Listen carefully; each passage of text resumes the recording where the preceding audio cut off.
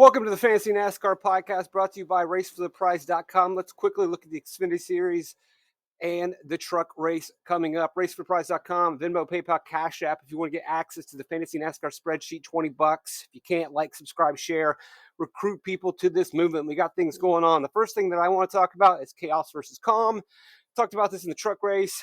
Texas, because of its slick racetrack and getting out of the groove, can turn into chaos, which can turn into restart madness. This is last year's race breakdown. You can see plenty of cautions, just 10.4 under green. We did get some lengthy green flag runs, 36 laps, 22, 30. I mean, those aren't the greatest, but yeah, I would lean more on the chaos. It's not going to be an absolute dumpster fire, but just the way the track sets up, the way the drivers run each other, and even when they're running normally, like Justin Allgaier last year just gets out of the groove a little bit, drops from the lead like 20th. That slick lane, usually your race is over if you miss your mark and you get into the marbles or you get into the place that just doesn't have any grip. That's Texas. And we can look at previous races, and that's going to open the doors for some value plays. Again, you get 4 cautions in stage 3, and 2 of those cautions are major cautions, taking a ton of different drivers on a restart. It's just a tough track. It is challenging. Here you go again. You get 1, 2, 3, 4, 5, 6 cautions in stage 3. You're going to get wave runs. You get lucky dogs. And ultimately what that means for us in DFS is our value picks are going to finish a lot better than where they run. And if they don't run very well, then they probably weren't very fast in practice. That doesn't mean completely dismiss the practice lap by lap data that I will get you. But I wouldn't just only play guys that were fast in practice. And I wouldn't fade guys because they didn't have enough speed. You hang around the top 25 through attrition. The way this race unfolds, it could work. That's where you could find your value. And again, you're seeing 2 big wrecks in stage 3 that take out a lot of cars. And it's going to take out some of the guys that are at the top as well. Going back further, you're still seeing plenty of wrecks, not as many in stage 3, but plenty of cautions. And then that's the truck series. So yeah, it's chaos. Is it an absolute wildfire? No, but the city is on the verge of burning down. Somebody called Batman. Now, as we prepare for this race, we want to quickly look at drivers that we like. You know, the package doesn't change in the truck and the Xfinity series. It's the same week by week. So for that reason, I have no problem just looking at every single race. Now, I'm going to dismiss Daytona and Atlanta and focus mainly on your driver rating over the last 5 races. You can use Dietrich data. You can use average running position. You can take whatever you want. But 5 races, taking the driver rating, can give you a general idea. We've got them break down into a ranking. But just because a guy's a 4 or 5 or is a first versus 5th, they may be closer, they may be farther apart. And that's why we also have the hog points on the screen. So you'd say that, oh, well, Smith is first and Custer is second. Okay, that's good. That's just part of our data, but we want to be a little bit more closer analyzing, inspect it thoroughly. And then you see that, yeah, that gap's actually a lot bigger when we see that the hog points or dominator points are in the favor of Chandler Smith, at least in DFS. So that's why we have multiple data points in the Fantasy NASCAR spreadsheet. That's why you have signed up. That's why you are a part of this. It's not just good guy or bad guy. I rank him here. I like this guy more than that guy. I show you why I like the guy. I show you the data points, and you can agree, you can disagree, but it's not subjective, it's objective. And putting those 2 numbers on the screen helps. Putting that number on the screen helps.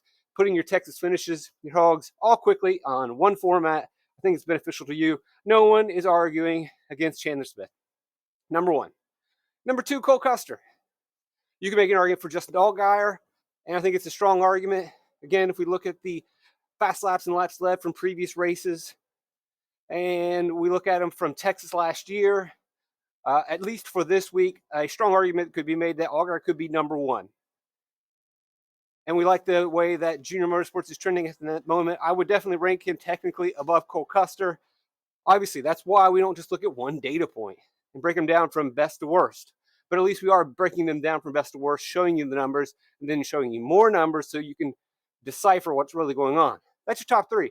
4 or 5 may come as a surprise. Jesse Love, Austin Hill. Not really. Jesse Love feels like Austin Hill light, feels like Austin Hill in his first year. The thing with RCRs, they're just not killers. They're not out there crushing. There are specific tracks where they can, but the intermediate tracks have not been them. Solid finishes, but not killers. Taylor Gray, smaller sample size, but JGR Toyota's very strong. Do I think he can unseat Smith, Custer, Allgaier for laps led? No. Could he get into a top 5? Yes, it's all going to be depending on his price. Double duty this week. We love him in the truck series, no problem. Riley Herbst, slightly disappointing so far, but that's about where you would put Riley Herbst. maybe, obviously, he could be above Gray, so that would put him as the 6th best driver. Kind of surprised him to see him above Love, but right there knocking on the door of the top 5, but no one really thinks that he's elite status yet. Parker Kligerman, Patrick Donahue, big machine, really starting to get in the groove for this small team. There's a really great interview of Patrick Donahue online if you want to read it. He did a podcast. You can read the transcript of it, breaking down his career. I didn't know this, but he broke into NASCAR in '93 with Jeff Gordon's team, and he's been around forever, and he's just never had a really good crew chief opportunity. Always just bad teams. This has been his best opportunity, and he talks about how they have to make things work, waiting on parts, and the slow growth that they go along with. I think Patrick Donahue is a future star crew chief that's going to get a big job somewhere else. The 50-year-old guy finally getting an opportunity with decent RCR allied equipment, and he's getting there, and Kligerman is getting there. Both of these guys may be ready for an even bigger opportunity in the future. Maybe they stick together, but really impressive so far. It is definitely something I believe in. Sammy Smith, another driver that maybe he could consider into the top tier and battle. Had a really good Martinsville race. Now, is that because he's been good at Martinsville? Or is it the fact that he's just getting better adjusting to his new team? Wasn't high on Sammy Smith before. I am warming up to that. I think Albany is what you get. Corey Heim in a Hunt ride is good, but you can never expect too much. Sam Mayer will eventually get back together and could be back up into the top 5. I mean, last year he's finishing at the top, but then again, those race tracks were really favoring him. Not really in love with him at intermediates. Brandon Jones, nothing ever changes with Brandon Jones. Ryan Sieg, give him an attaboy. Top 15 driver this year, even though disappointing at Richmond, still comes back with a decent race last week. 14th on our board, and that's about where we put him. Sieg seems to be the top of the mid-pack, and maybe even beyond the mid-pack, or the bottom of the top tier. That's where we would place him. Shane, not a bad year so far, running around 15th every week. Not much more than that, sometimes a little bit better, but not really crazy about SVG. Sheldon Creed doing Creed-like things. Will he ever put it together? It's always highs and lows. Always has been, always will be. His average is never going to be good. Has tremendous upside, low floor. You know what it is in DFS. You know what his career is. That's what the owners know. Richard Childress at a while is like, can't do this anymore. I'd rather have Jesse Love giving me top 10s every week, top 5s, not killing my cars, and not chasing wins. Creed chases wins. We like that in DFS, but we hate it when he wrecks out. Burton, overall, it's not having a good year, but when you kind of look at things big picture and zoom out, for him to be running top 20 every week with Jordan Anderson, that's fine. But he often just doesn't provide a lot of upside in DFS. Alfredo back with Arrow this year, Arrow after kind of a down year with Blaine Perkins back on top 20 car, top of the mid-pack, looking pretty good. Burton Alfredo, top of your mid-pack. Parker Retzlaff there as well. He's got a couple poor finishes that have sunk him down. You can make a strong argument that he's the best driver in the best equipment in the mid-pack. I think he has more upside than Burton, more upside than Alfredo. We have seen him demonstrate a lot more speed at times. It'll be interesting to see what Benedetto does at an intermediate track, what kind of car Sieg brings. Definitely going to be competitive. Definitely going to have a chance at Texas. Should stay on the lead lap. And if we get the wrecks and the chaos and the cautions, that's not him, then you could see him run 18th and then finish 10th. And that could be said for all of these guys. Retzlaff, Alfredo, Burton, all of them. Even Balicki's going to fall into that conversation, who is back in our lives, I believe, with Gosselin. It's a Gosselin car. Balicki may not have as much experience recently, but he's been around for a while. Brendan Poole's having a solid season for DJM. Another guy who's going to run right there in the 20s. Not the best of the back pack or the mid pack, but they're right there in contention every week. Very consistent. Poole's looked fine. Run around 21st, 18th. Benefit from 70 million cautions in stage 3 as long as they are not him. Josh Williams, he's getting there slowly but surely. When I think of Josh Williams now, I'm just thinking of that Landon Castle colleague run where Landon just a little less than Landon Castle. But by the end of the season, I would imagine that Williams will be producing results similar to what Landon Castle was doing as that part-time, well, not part-time, it's full-time, but he bought a ride at Colleague. It's kind of what we see with Josh Williams, bringing in sponsorship. Nothing's changed with Clements. Weatherman, about the same Weatherman we get from Gosselin every year. He is going to be in play. Probably going to cost you a little bit more in the value range. But again, he's a little bit more secure than some of these punts to stay on the lead lap. And then the benefit from the wrecks at the end. Lucky dog, if he does go lap down, he's going to be in those positions. Kyle Sieg, You never really know what you're going to get, but for the most part, he's a 22nd place race car driver.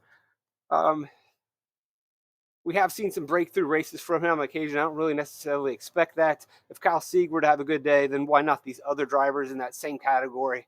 Leland Honeyman had a wreck and mechanical issues last week, so finally had a down race, but overall, Young is running pretty well. Top 25 car, around 21st, 22nd. That's going to be good enough at Texas to put him in play, especially if we continue to get him as a super cheap option. I have no problem. If we're going to get him under 5K for decent equipment and a decent driver, I'll take that. Just don't wreck for us, please. Thanks. Great. Awesome. Ellis, not quite putting together the best year for TJM. Rather go with Poole, but he has the ability. Perkins, Siegs, lowest, maybe. There are weeks where Perkins pops. There are weeks where Perkins is super cheap. A Sieg car definitely can survive and thrive at this race. Wouldn't rule it out. Cram's been running halfway decent. And I think you can kind of put JD Motorsports and Bobby Dodd are kind of there together. They haven't been terrible. They've been around 25th place. They've been halfway decent over the last couple weeks. We'll see how that speed translates at Texas. Maybe we go to a Texas track that requires a lot more speed and JD falls off and Bobby Dodd fall off. But overall, the last couple weeks, Dodder bought the BJM extra car, so they've got two. JD's got their whole crew. They're running okay.